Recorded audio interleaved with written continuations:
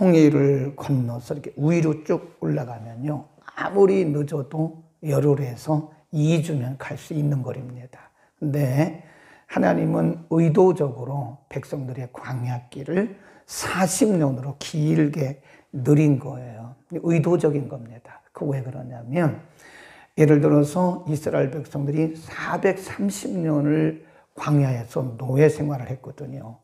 그리고 바로 가나안 땅에 들어가면 그 하나 많아요. 훈련이 안 됐기 때문에 그렇습니다.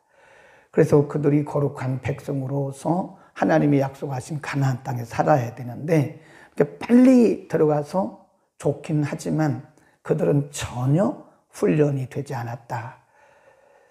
그래, 하나님은 때로 우리의 길을 이렇게 꼬불꼬불하게, 그러니까 빠른 길로 인도하지는 않으세요. 꼭 기억하셔야 됩니다. 하나님은 우리 인생길을 빠른 길로 인도하시는 게 아니라 선한 길로 인도하신다. 항상 빠르게 가는 게 다 좋은 건 아닙니다. 빠른 게 다 좋은 건 아니에요. 하나님은 언제나 우리의 길을 선한 길로. 그래서 때로는 우리가 짜증나기도 하고 때로는 지루하기도 하지만 그게 하나님의 방법이고 하나님의 시간이고 하나님의 길입니다. 그래서 하나님을 우리가 신뢰한다면 기다려야 돼요. 잠잠히 기다리면서 하나님이 길을 여시는 대로 갑니다. 가다 보면 길이 막히잖아요. 그럼 서야 돼요. 또 가다 보면 길이 구부러지잖아요. 그럼 그 길로 가야 돼요. 근데 우리는 우리가 길을 펴려고 그러고, 그 막혀진 담을 우리가 헐으려고 그러고 이런다고. 그러니까 이게 우리의 관점과 하나님의 관점은 너무도 다르다. 그래서 엄밀히 말해서 신앙은 훈련돼야 돼요. 신앙은 훈련되는데 잠잠히 기다리는 것을 훈련해야 됩니다. 나는 할 수 있어. 그냥 무턱대고 나가는 것은 그건 믿음이 아니에요. 우리가 믿음이 어렸을 때는 나는 할 수 있다. 믿음이다. 근데 그 믿음이 아닙니다. 자기 열심이지. 많은 경우에 우리가 뒤돌아보면 그건 내 열심이었지 믿음이 아니었다는 사실을 많이 알게 돼요. 하나님이 왜 꼬불꼬불해서 40년 가까이 그들의 길을 인도하셨나? 그들을 가르치기 위한 거예요. 뭐 하기 위한 거예요? 훈련하기 위해서. 그러니까 훈련된 성도는 잠잠히 기다리는 걸 잘합니다. 근데 훈련되지 않은 성도는 내 생각, 내 기준에 자꾸 하나님을 맞추기 때문에 굉장히 불평이 많고 굉장히 지루해하고 그리고 하나님에 대해서 신뢰를 못해요. 그렇죠. 우리가 인간관계도 사람을 신뢰하면 기다립니다. 그 사람이 좀 실수한다고 그래서 그 말을 가지고 막 왜 이래 그것은 사람을 신뢰하지 않는 거예요. 인간관계도 신뢰가 굉장히 중요합니다. 하나님과의 관계는 더한 거예요. 오늘 본문에 보면 어제는 백성들 사이에서 일어났던 일을 기록한 거고 이건 모세가 기록한 겁니다. 우리가 보통 그래서 모세오경 그러잖아요. 창세기, 출애굽기, 레위기, 민수기, 신명기는 모세를 통해서 기록한 거라니까요. 그러니까 모세가 광야를 지나오면서 있었던 일을 그대로 기록하고 있는데 모세와 그의 가족들 사이에서 일어났던 일이에요. 모세의 형이 아론이고 누이가 미리암입니다. 1절 모세가 구수 여자를 취하였더니 그랬는데 아내로 취한 겁니다. 다른 번역에 보면 모세가 구수 여자를 아내로 취하였더니 그랬습니다. 그 구수 여자를 아내로 취하였으므로 미리암과 아론이 모세를 비방했다 그랬어요. 이 구수 여자는 아프리카, 구수는 오늘날 말하면 이디오피아 또는 저쪽에 리비아 쪽의 사람일 것이다. 그래서 피부가 검어요. 그리고 왜 갑자기 모세가 이 구수 여자를 이름이 뭔지는 모르지만 구수 여인을 얼굴이 검은 아프리카 계통의 이방 여인을 아내로 삼았는가? 여기는 여러 가지 해석이 있는데 원래 모세의 본부인이 시보라입니다. 이 시보라가 죽었다는 거예요. 그러니까 모세가 아내와 사별 후에 얼마 있다가 구수 여자를 재혼을 한 거죠. 근데 원래 하나님의 백성을 인도하는 지도자 모세가 이방 여자와 결혼하면 안 되잖아요. 원칙은 안 되는 거예요.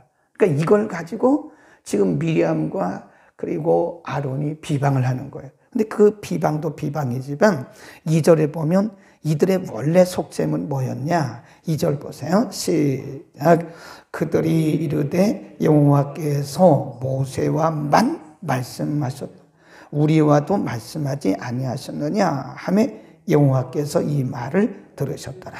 그러니까 우리가 가만히 그 내용을 뜯어보면요, 깊이 새겨보면 구수 여자를 아내로 취한 것만 가지고 비방한 건 아닌 것 같아요. 그러니까 당신은, 이 말이에요, 당신은 백성의 지도자로서 거룩한 백성이 아닌 이방 여자를 아내로 취하였으니 당신은 그 리더십을, 지도력을 내려놓으시오. 그 말과 비슷해요. 하나님이 모세 당신과 말씀했습니까? 우리와도 말씀하셨어요. 당신만 지도자입니까? 우리도 지도자예요. 그러니까 이게 뭐냐면 권위에 대해서, 백성의 지도력, 리더십에 대해서 지금 엄밀히 말하면 그들 속셈은 리더십을 내놔라, 뭐 그런 뜻일 수도 있어요. 오늘날로 말하면 똑같으죠. 목사님도 안수받았고 장로님들도 안수받았어요. 그러니까 뭐 목사님 당신만 안수받았어요? 우리도 안수받았어요. 근데 틀린 거예요. 목사 안수와 장로님 안수는 안수지만 다릅니다. 그러니까 똑같은 그런 얘기예요. 지금 미리암과 아론이 당신만 지도력이 있어요? 우리도 지도력이 있어요. 그런 얘기란 말이에요. 그런데 12장 2절에 보면 거기다 줄구세요. 여호와께서 이 말을 뭐 하셨더라? 들으셨더라. 우리가 11장에도 보면 이스라엘 백성들이 막 원망하잖아요. 근데 거기에 항상 기록한 게 뭐예요? 들으셨더라. 들으셨더라. 들으셨더라. 그러니까 지금 모세, 아론, 미리암 사이에서 일어나고 있는 일들을 하나님이 다 지금 주목하고 계신다는 거예요. 들으셨더라. 그 말은 그들 사이에서 일어나고 있던 일들을 다 보셨더라. 그런 얘기. 그리고 4절입니다. 여호와께서 여호와께서 갑자기, 이런 부분을 잘 보셔야 돼요. 갑자기. 우리가 볼 때는, 언뜻 볼 때는 모세, 아론, 미리암, 그냥 이 3남매 가족 간에 일어난 일인데 하나님이 보시더니 갑자기 일어나죠. 거기다 써놓으세요. 하나님의 개입. 하나님이 개입하신 거예요. 갑자기 하나님이 모세와 아론과 미리암에게, 셋 이름을 다 썼잖아요. 모세와 아론과 미리암에게 이르시되 너희 세 사람은 회막으로 나오라 하시니 이 3인이 나아가매 여호와께서 구름 기둥 가운데서 강림하사 장막문에 서시고 아론과 미리암을 부르시는지라 그 두 사람이 나가매 6절 시작 이르시되 내 말을 들어라. 그래요. 하나님이 미리암과 아론에게 말씀하시기를 너희는 내 말을 들으라. 너희 중에 선지자가 있으면 나 여호와가 이상으로 나를 그에게 알리기도 하고 꿈으로 그와 말하기도 했지만 7절입니다. 7절 맨 앞에 보면 그러나가 들어가 있어요. 그러나라고 하는 접속사가 들어가 있습니다. 다른 사람들에게는, 선지자에게는 내가 꿈이나 환상으로 말했지만 그러나 모세와 나와는 대면한 사람이야. 네, 하나님이 그렇게 말씀하시는 거예요. 내 종 모세는 그렇지 아니하니 그는 나의 온 집에 충성됩니다. 그와는 내가 대면하여 명백히 말하고 은밀히 말로 아니하며 그는 또 여호와의 형상을 보았거늘 너희가 어찌하여 내 종 모세 비방하기를 두려워하냐느냐. 후에 보면 두 번이나 하나님이 아론과 미리암에게 뭐라고 하시냐면 내 종 모세를 너희가 왜 그렇게 비방했느냐라고 말씀해요. 그리고 하나님이 그를 떠나십니다. 그러자마자 미리암이 문둥병에 걸려요. 10절 시작 구름이 장막 위에서 떠났고 미리암은 문둥병이 들려 눈과 같더라. 아론이 미리암을 볼 때 문둥병이 들었다. 여기서 이제 이런 질문을 좀 해봐야 됩니다. 그러면 우리가 보통 미리암을 모세의 누이라고 그래요. 그리고 아론을 모세의 형 그래요. 그러면 둘이 다 지금 모세를 비방했거든요. 권위에 도전했거든요. 근데 왜 미리암만 문둥병에 걸렸냐. 그리고 거기 보세요. 1절에 보면 그 순서를 보면요. 모세가 구수 여자를 취하였더니 그 구수 여자를 취하였으므로 아론과 미리암이 그렇게 해야 맞거든요. 근데 성경의 기록 순서를 보면 미리암과 아론이 그랬단 말이에요. 그리고 10절에 보면 미리암이 문둥병에 걸렸어요. 그럼 이 두 사람 중에 누가 선동했다는 거예요? 미리암이 선동했다는 거예요. 이 비방하는 일을 미리암이 선동한 거예요. 그러니까 하나님이 그 비방하는 일을 선동한 미리암에게 문둥병을 내리셔서 하나님이 진노의 표시를 그들에게 보여준 겁니다. 그 나중에 11절에 보면 형 아론이 모세에게 와요. 우리가 잘못했습니다. 거기 보세요. 형이 이렇게 말합니다. 아론이 이에 모세에게 이르되 슬프다. 내 주여 우리가 우매한 일을 하여 죄를 얻었사오나 청컨대 그 허물을 우리에게 돌리지 마옵소서. 그로 살이 반이나 썩고 죽어서 모태에서 나옴같이 되게 마옵소서. 그리고 모세가 여호와께 기도를 해요. 이 관계를 우리가 잘 볼 필요가 있어요. 그러니까 수가 많든 적든 간에 여러분 이 하나님의 교회의 공동체를 어지럽히는 일을 선동하는 사람은 안 돼요.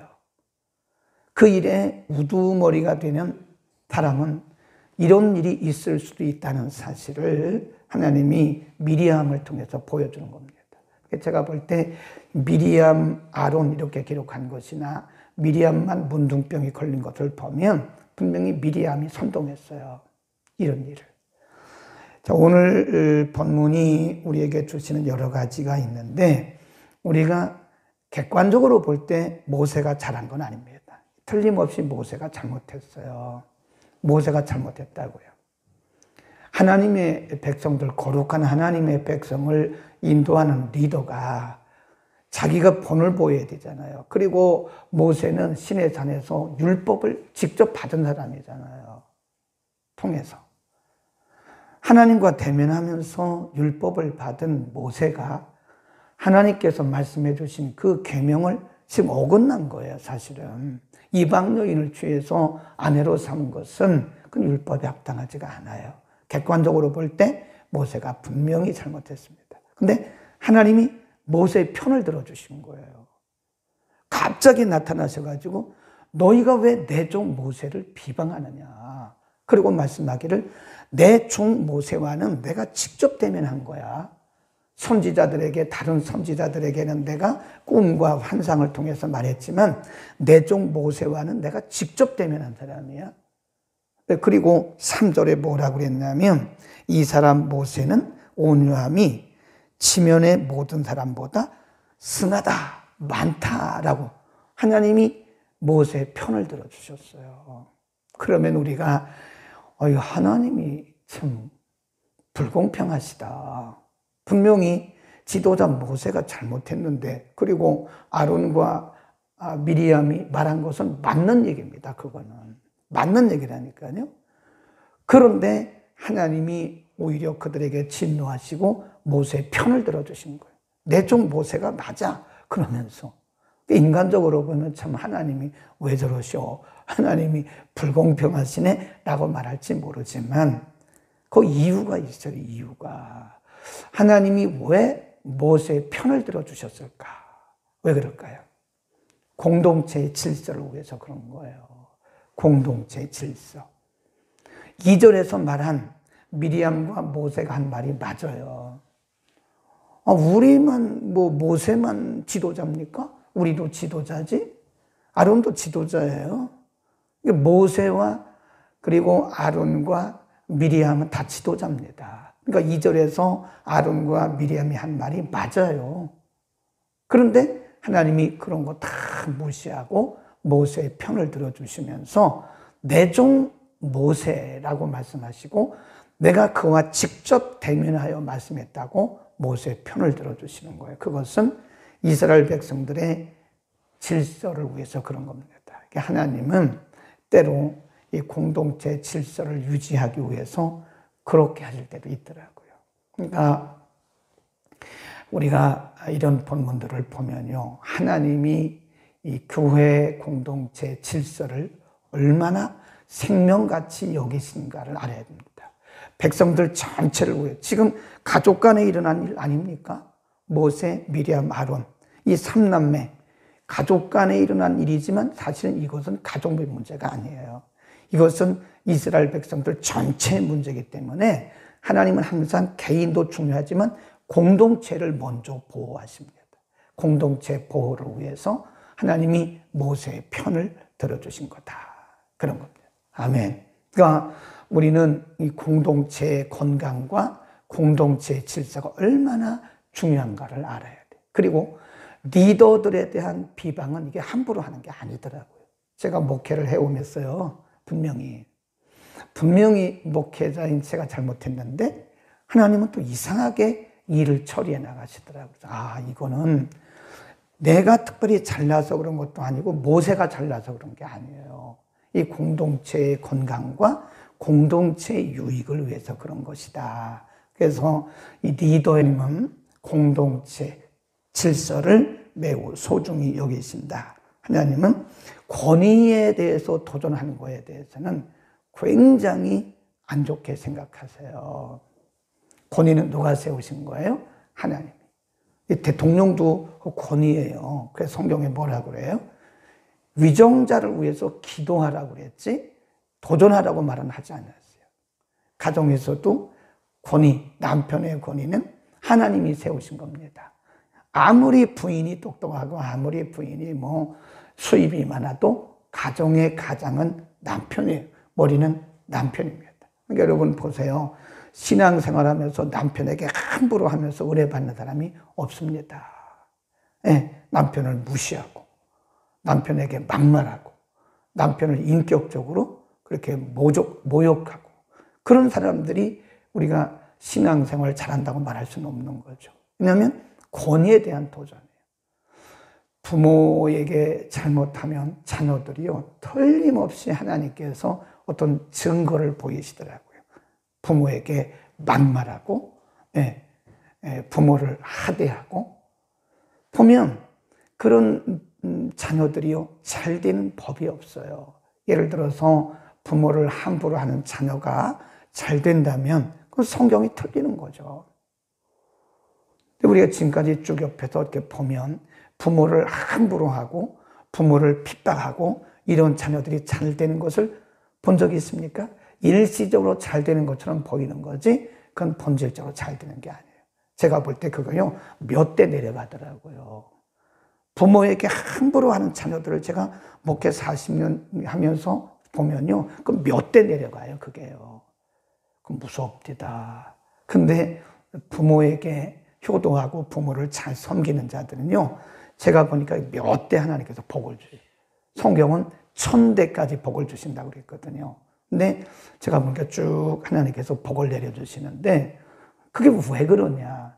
이 부모가 돈이 있든 없든 우리를 가르쳤든 가르치지 못했든 그 별개예요, 그거는. 부모의 권위라고 하는 것은 하나님이 세우신 거예요, 하나님이.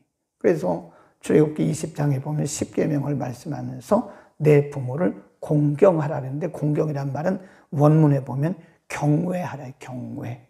경외란 말은 딱 두 군데밖에 안 씁니다. 하나님 경외, 부모 경외예요. 권위 때문에 그래요, 권위. 요즘에 보시면 물론 하나님이 이스라엘 백성들을 인도해 가시긴 하시지만 모세가 무너지면 이스라엘 자체가 이게 무질서에 빠지는 거예요. 그래서 이스라엘을 위해서 그런 거지 모세가 잘한 건 아닙니다. 분명히 모세가 잘못했어요. 잘못했음에도 불구하고 공동체의 질서와 건강을 위해서 그런 거다. 아멘. 오늘도 우리 공동체 질서를 소중히 여깁시다. 거룩하신 우리 아버지, 오늘은 모세의 가정에서 일어난 일들을 통해서 하나님이 우리에게 말씀하시는 의도가 무엇인지를 잠시 상고했습니다. 세상을 창조하실 때도 질서로 창조하셨고 지금도 세상을 운영하실 때도 질서 있게 운영하시고 운행하시는 하나님이 가정과 우리의 학교와 직장과 특별히 주께서 머리 대신 교회에 권위를 세우시고 질서 있게 인도하고 계심을 믿습니다. 가정의 질서가 언제나 견고히 서게 하시고 우리가 속한 어느 공동체든지 우리로 인해서 질서가 든든히 서갈지언정 우리로 인해서 질서가 흐트러지는 일이 없도록 우리 모두에게 늘 경건한 마음을 허락하여 주옵소서. 하나님이 세우신 권위에 대해서 우리가 소중히 여기게 하시고 권위 앞에 복종하는 마음도 우리에게 주사 하나님의 세우신 이 땅의 모든 공동체들이 건강하게 신령하게 이 땅에 존재할 수 있도록 하나님 은혜를 통하여 주옵소서. 오늘 본문을 통해서 우리에게 말씀해 주신 것처럼 미리암처럼 어느 곳에서든지 어느 공동체에서든지 비방을 선동하고 비방에 앞장서는 자가 되지 않도록 우리들에게 언제나 공동체를 위해서 기도하고 공동체를 위해서 생각하고 지도자를 위해서 기도하는 마음도 우리에게 허락하여 주옵소서. 예수 그리스도의 이름으로 기도드립니다. 아멘.